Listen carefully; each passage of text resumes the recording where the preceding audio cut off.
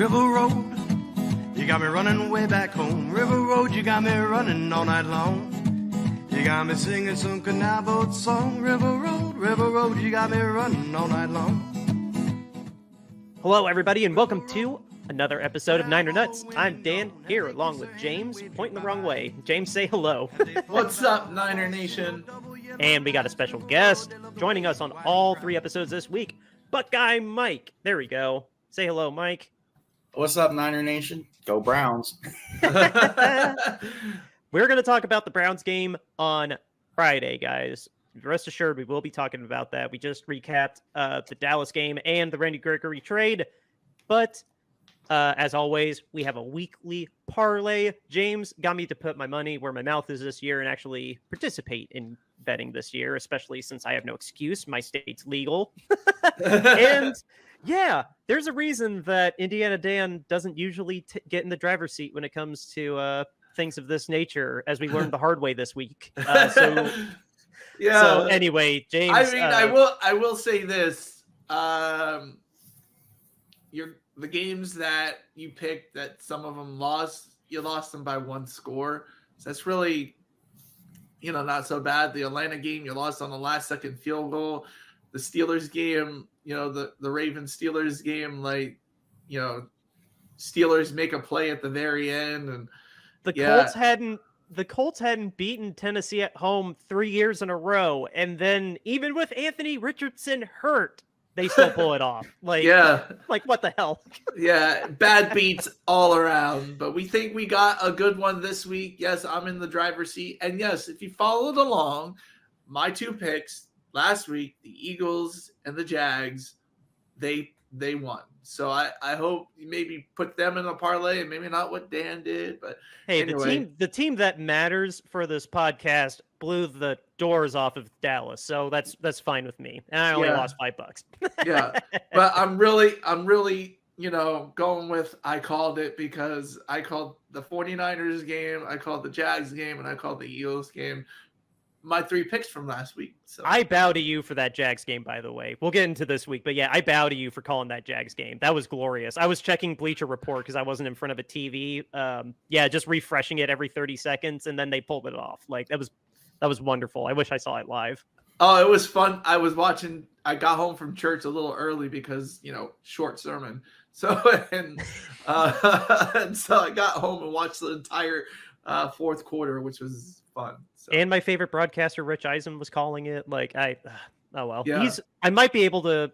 I don't know. Maybe I'll convince Joan to listen to it on the way back home this weekend. But anyway, I'll go ahead. I'm going to disappear for a sec while I pull this up.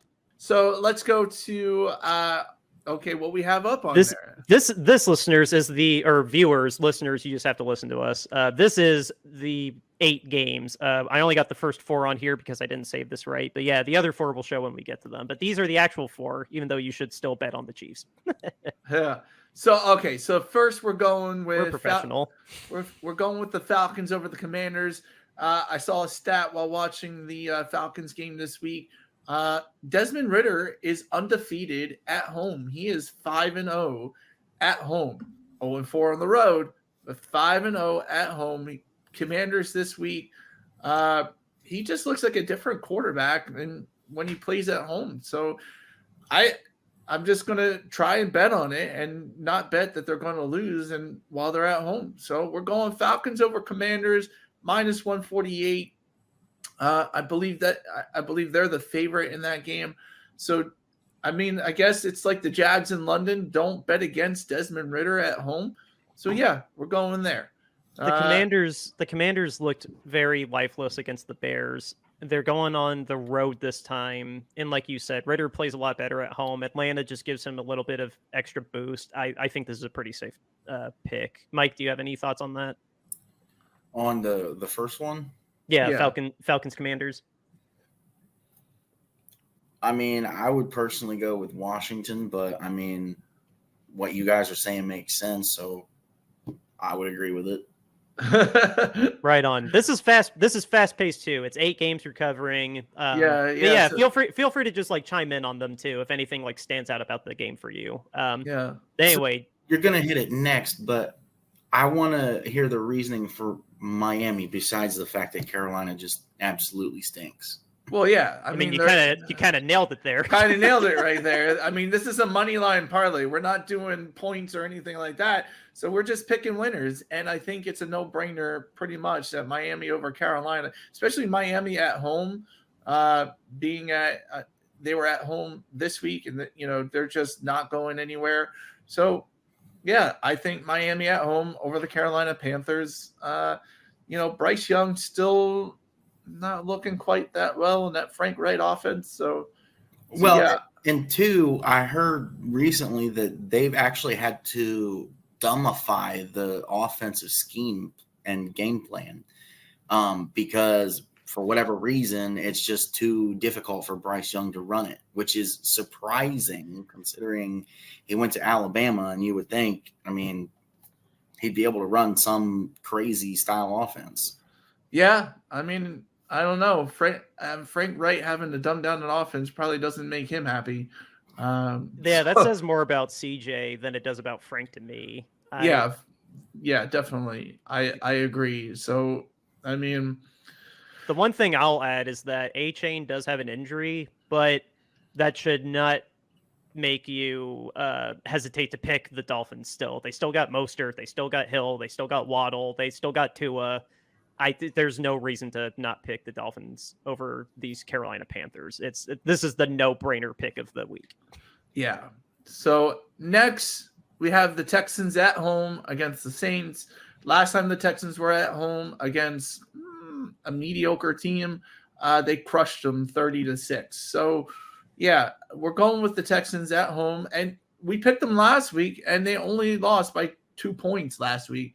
So they're playing hard against these teams. Their defense only gave up, I believe it was 21 points last week to the Atlanta Falcons, on the road while they were on the road. So I think that team coming home, playing the Saints at home, that defense is just going to eat up the New Orleans Saints. Yeah, CJ's awesome. He's really proven himself to be an NFL-ready quarterback. He's great. DeMeco Ryans schemed very well against the Saints when we played them, as the Niners. I think the Saints are going to hit a wall against Houston. That crowd is going to be loud because they know what they got in him, and that rookie wide receiver is great too, and he's already paired up with another great young wide receiver from last year. I'm not saying it'll be blowing the doors off of them, but it should be a solid win for Houston in my book. Do you guys think that if that game was flipped so that the game's in New Orleans, that changes anything? Or I believe it would. Yeah. I think then the Saints might be favored over the Texans. It's already a very marginal split with Houston being the home team. I would be, I would be more hesitant too, but given the circumstances that we're in now with the Saints going on the road, I don't know. I want to ride with the home team on this one too. I want to trust James's gut and my gut. I think Houston's a good pick for this. So do you think it's more confidence in CJ, or do you think it's more questions with Derek Carr? Because Derek Carr is back now. It's questions with the Saints coach. Yeah. I think the Saints coach is holding that roster back. Derek Carr was an upgrade. It was a great offseason pickup for them to get Derek Carr, but that coach is not a great head coach. Yeah, definitely not a good head coach. And they kicked the crap out of the Patriots this week. But Michigan could beat up New England the way they're playing. No, not just Michigan. Slippery Rock Creek could beat up on the Patriots. Yeah, no, the Patriots are trash this year. Yeah, I'm sorry. They're going to be vying for the number 1 pick. That's what they're going for. So with that being said, our next, now, if you know the history of Colts at Jacksonville, the Colts not very good in Jacksonville. Even when Jacksonville was vying for the number 1 pick 2 years in a row, I believe they still beat the Colts at home while they were at home. So, this team plays in a dome and they can't win in the Florida sun. I don't understand it. But yeah, it's literally like the last 6 times in a row they lost in Jacksonville, I think. Well, it's because they don't have Peyton Manning anymore. Yeah, pretty much it. I like Shane Steichen as an offensive coordinator, but Anthony Richardson's not going to be playing this game. Yeah, he got hurt. He's not going to be playing. Gardner Minshew is a decent backup, but I don't think he's going to win this game in Jacksonville. I don't think he's the guy that's going to get the Colts over the hump in Jacksonville. There's enough tape on Gardner Minshew and Shane Steichen for Doug Peterson to analyze, and I still see that the Jags will keep their dominance over the Colts in Jacksonville. You don't think Minshew will get his revenge?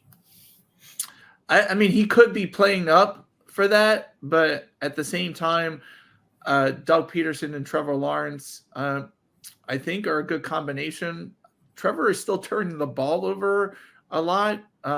Still in that Buffalo game, there was points to be had on the table. Jacksonville is not playing at their peak yet, but I mean, even when Jacksonville's bad, they can still beat the Colts at home. Yeah, the Jags aren't ready to beat the Chiefs. They did beat the Bills, but the London factor is a big part of that. But yeah, still, don't sleep on Jacksonville. That's my 2 cents on it. Just don't sleep on Jacksonville. I want Indy to be heading in the right direction, and I think overall, Indy is going in the right direction. They just got to have a talk about getting Anthony in a position to not get hurt every damn week like he has been. But yeah, no, don't sleep on Jacksonville. Jacksonville should win this game. Yeah. So next up, Dan, we need the next slide. Okay. Next, we have the 49ers going against Buckeye Mike's Cleveland Browns. 49ers, not a big heavy favorite, but this was the Indiana Dan pick. Let's go 49ers over the Browns. So we're gonna have a whole half-hour debate about this on Friday's episode, but to keep it simple, the health of Deshaun Watson is going to be a big factor into this. The health of Myles Garrett is going to be a big factor into this, and they are off a bye week. So no, it's not like we're facing a team just like any other week. Like, they have 2 weeks to do homework on us, even though I still am very confident that we should be able to handle them even in Cleveland. I don't know. Do you have a quick 2-cent take on it for this episode? Me? Mm-hmm. Yeah. I mean, I think you pretty much touched on everything because, if Deshaun is still out, which we'll go into more detail in the next episode, you're going to have DTR. I don't like the production out of DTR, so I think that's going to, if DTR is the starter, I think it's going to lean heavy for San Francisco. I'm such a downer on the Browns as a Browns fan due to the history that I think it's a smart pick. I mean, look at the last time we played San Francisco, Monday Night Football. We had the best quarterback we had in a long time. We had Baker Mayfield, and you still just ran us over with Raheem Mostert. Yeah, and then that game ended with the epic Nick Bosa planting the flag. I'll never forget that. But yeah, to keep this train going, we're going to break this down a little bit more on Friday's episode. But yeah, James, you and I, we both wholeheartedly believe that San Francisco should beat Cleveland. For sure. I think they should. They're the better team. Cleveland does have a really good defense, but we saw what Shanahan did to a really good defense this week. I think he'll do it again to the Browns. Yeah, even on the road. Yes, even on the road. And so what we have next here is a Jimmy B our home underdog. Vikings don't look very good this year. The Bears have proven that they can put up points, on bad defenses, and I think the Vikings have a bad defense. I know it's at 1:00, but even Kirk Cousins at 1:00 is not a guarantee this year. And so Bears as an underdog at home, this is like my upset special I'm sensing right now. Bears have looked good the past 2 weeks. Yeah, they gave up a big lead to the Broncos, but they got it together against the Commanders, said we can start winning games. They went into, DC, took care of the Commanders. Commanders were probably thinking that they could roll over the Bears, and the Bears just went and did them dirty. So we think they can keep the ball rolling on this Minnesota Vikings team. I think the Bears are starting to get some confidence in themselves. They're the underdog against Kirk Cousins. I think Fields is really going to have a good day against that Viking D. And yeah, I think Bears as the home dog this week. I really like that. Dude, you summarized it perfectly. The Bears with their back against the wall, they've looked phenomenal. They've really looked great the last 2 weeks. The other big factor into me agreeing with this pick is that Justin Jefferson is at least going to be injured. He'll be at least playing injured if he even plays at all. So without that safety net for Kirk Cousins, Addison's not been living up to the hype for as the number one running back. That's a lot to be put on to Wright, I think, the name of their wide receiver, number 2. Addison. There you go. But yeah, it's going to be a long day for Kirk, I think. I think the Bears are going to get a nice division win at home. Yeah. I mean, as far as this game for me, I agree with you guys. I would go the Bears based on the fact that, there was a report recently, I think within the last 2 weeks, and I think it's kind of why Justin's really been balling out. The fact that they both want to come to an agreement of Justin's not a good fit here in Chicago, so let's move him somewhere else. Whether it's true or not, I don't know. But if it is, it explains why he's been balling out, because it'll raise his trade stock. And I honestly think if it gets too bad, we could probably see Grandpa Matt Ryan play in this game, as he is a backup quarterback for the Vikings, if I remember correctly. It's Nick Mullins, actually, former Niners quarterback. Nick Mullins is Kirk's backup. Okay. Matt Ryan's in the CBS booth, if I'm not mistaken. Okay. Totally got confused on that. But yeah, you're good, man. And the thing too is the Bears just traded Claypool. So I mean, it's all up to DJ Moore and Montgomery is the running back. They actually Herbert. We'll have to see if Herbert's healthy. Herbert was injured, but Mooney. They have. We'll have to see if Darnell Mooney can actually get some production. But no, just the way that Moore's been playing, though, it doesn't really seem like they need a number 2 or 3 receiver. Kmet, their tight end. Kmet's been really productive these last 2 weeks too. Yeah, I mean, that first half against the Broncos, Kmet was just balling. Like, I mean, living up to that $50 million extension. Yeah, he was just balling, and the Broncos in the first half couldn't stop him. So yeah, I just think the Vikings have looked bad this year, basically because they won a bunch of 1-score games last year, so many that it's all coming back to bite them in the butt, because that's usually what happens to teams that win that many 1-score games. They regress the year before. The next year, we're seeing it in the Giants, who were 8-3 in 1-score games. Vikings were 11-0 or 12-0 in 1-score games. Yeah, keeping that up, especially when you got rid of your running back, you got rid of defensive players. Honestly, I honestly think secretly they're trying to buy for the number 1 pick and get what's the quarterback coming out there? Buckeye Mike, who's Caleb Williams, right? That's the top quarterback coming out next year. Well, you're right. I'm sorry. Williams from USC, right?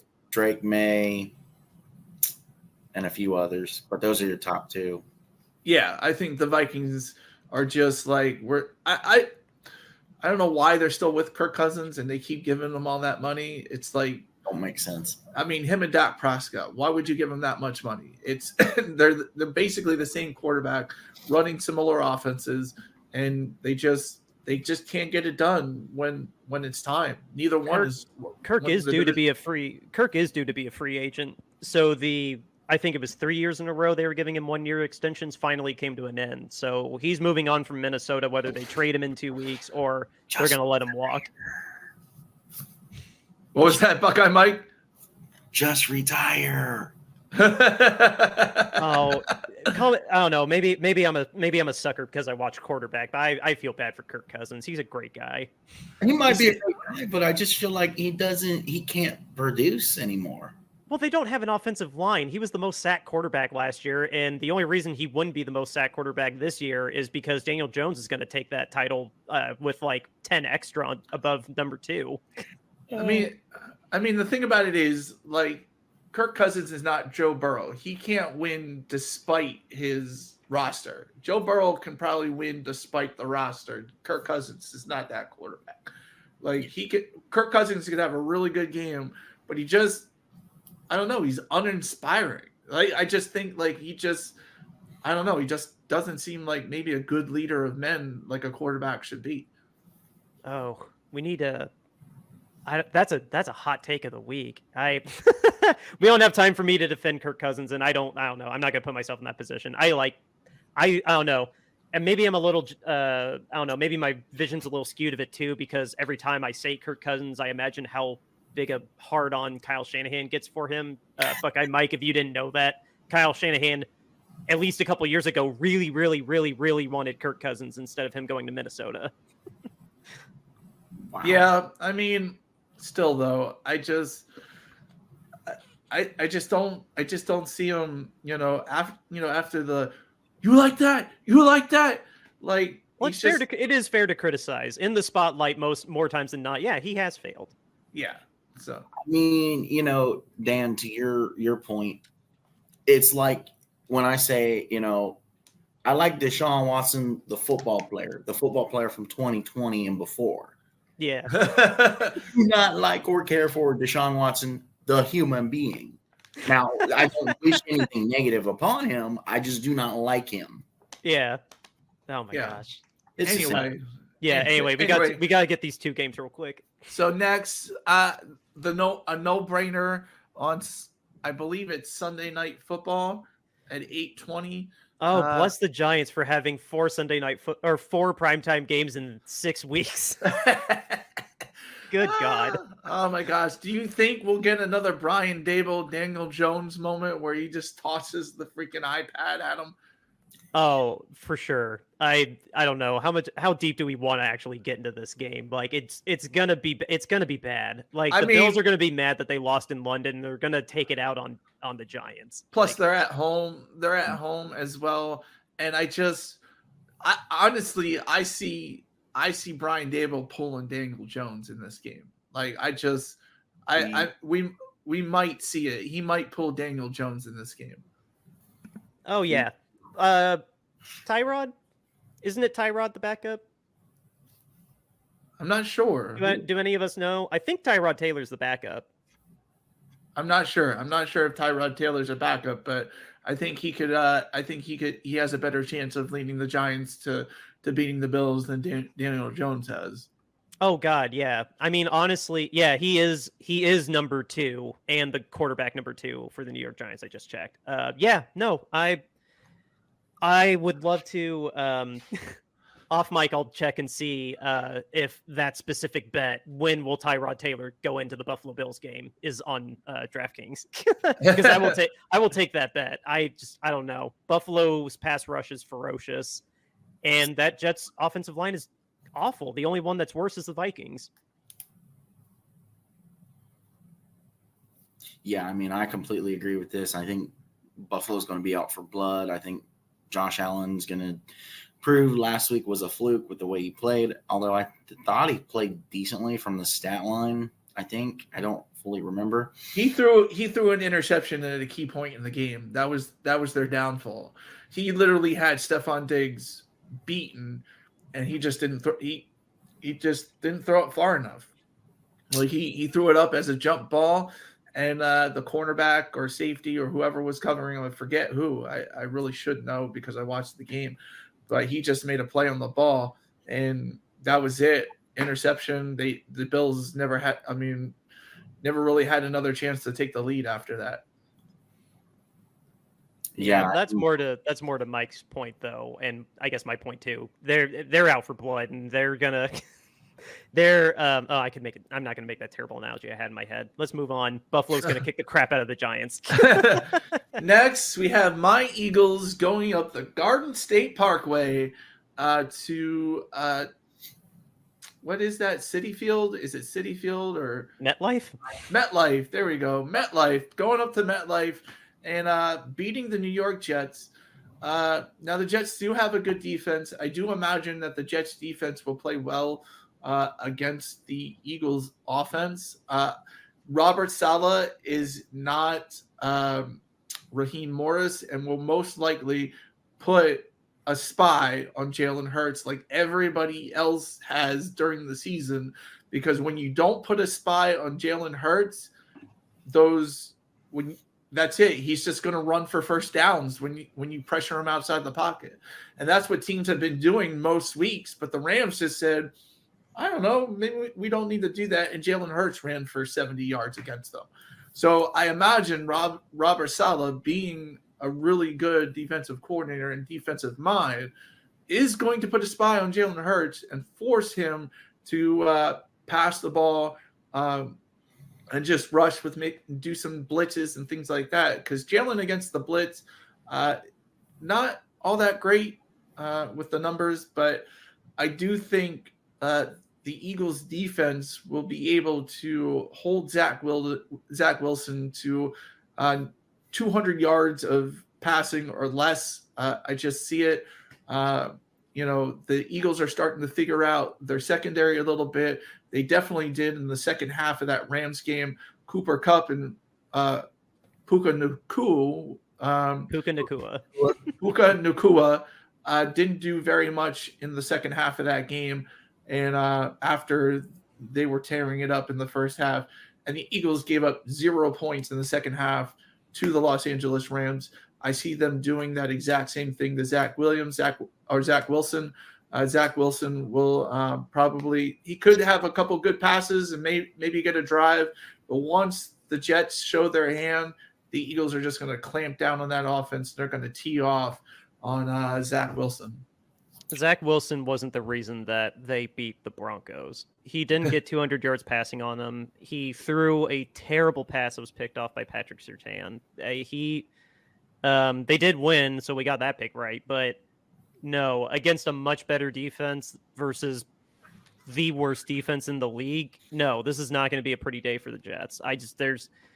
They're going to start wondering how much longer until Zach Wilson gets pulled after this game. I don't.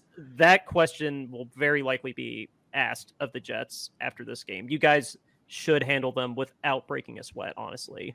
Yeah. I mean, at the beginning of the year, this looked like a good matchup. Then Aaron Rodgers had to go Aaron Rodgers and get hurt.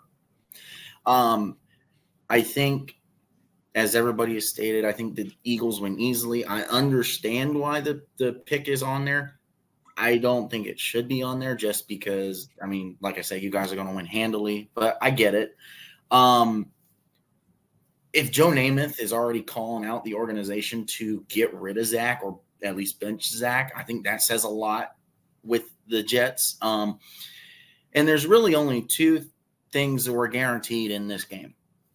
An Eagles blowout win. Well, three. An Eagles blowout win, a tush push at least once, and some incredible catches from my favorite receiver on the Jets, Garrett Wilson. Fair enough. Yeah, and tush push, brotherly shove. We'll see it at least once, probably twice. Enjoy it now. It's probably going to get banned next year. Yeah, Dan, just black it out. Okay. That's what I have to say to the NFL trying to ban brotherly shove. I'll make a note of that. But anyway, guys, those are our Week 6 picks. I want to thank our sponsor, RoyalRetros.com. What is RoyalRetros.com? It's your go-to place for an authentic throwback jersey. If you want to stand out in the crowd, or if you want to reminisce back to a better time when your team might be better or might have been better than they are now, Royal Retros will hook you up. They have all the major sports: football, basketball, hockey, baseball. Go there now and use a promo code Shady Sports, and you'll get 10% off your entire order. Not just one jersey, it's 10% off the entire order. We are giving that to you. Shout out to Sam for this little partnership. Again, that's royalretros.com.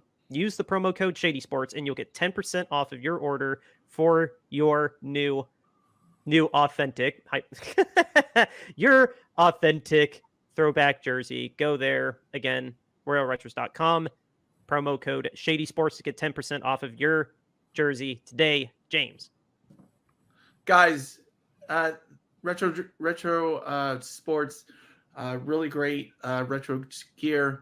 I'm definitely got.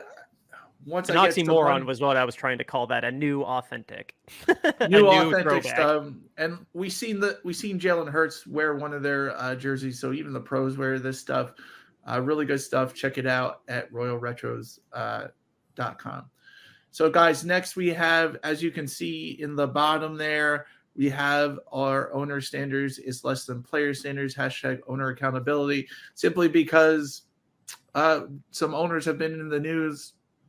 The NFL Network's not even really talking about it. They just, don't ask, don't tell.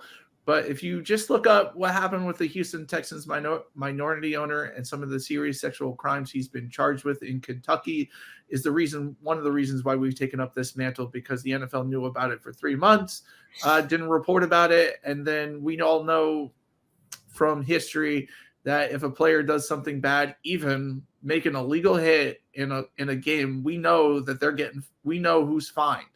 We know every single person who's fined every single week for an illegal hit. The NFL reports on it, but why can't they report on their own owners? And they're the ones that have said that owner standards are supposed to be higher than player standards. Yeah, here we are with this hashtag. And just so you know, we put our money where our mouth is, guys. We are selling T-shirts for charity to go to a Kentucky Crisis Center.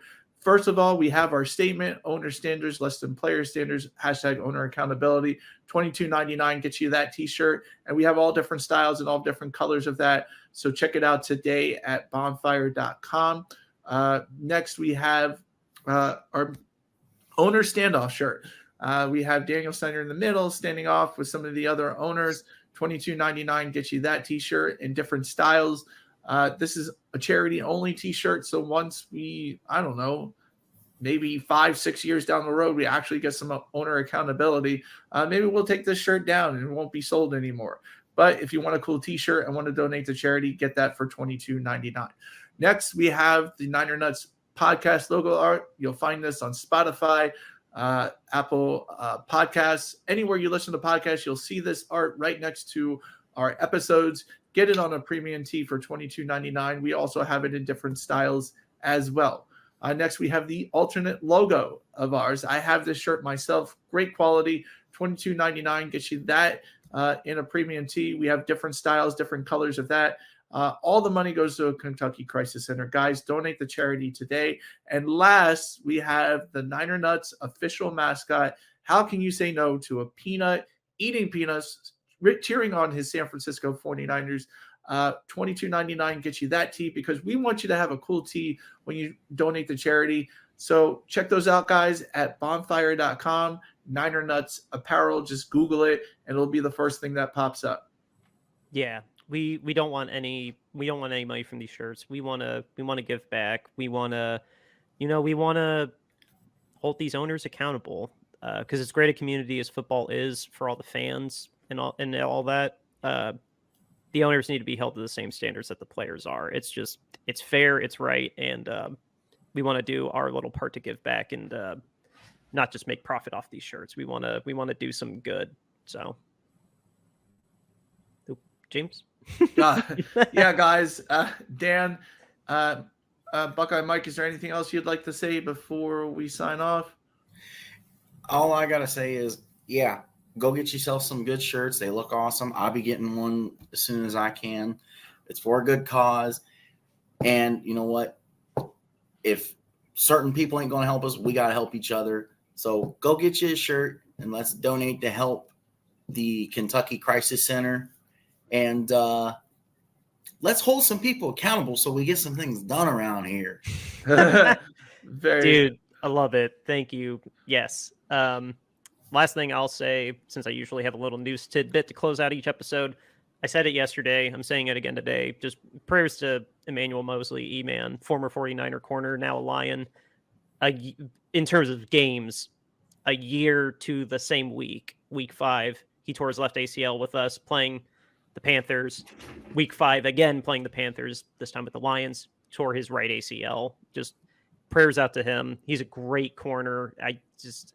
It's kind of like Jason Verrett. You just hate to see a great corner get as injured as both of them have been now. So I just want to send some mad prayers to him. He's just a speedy recovery, and I hope he still wants to play football. Yeah, prayers up for Emmanuel Mosley.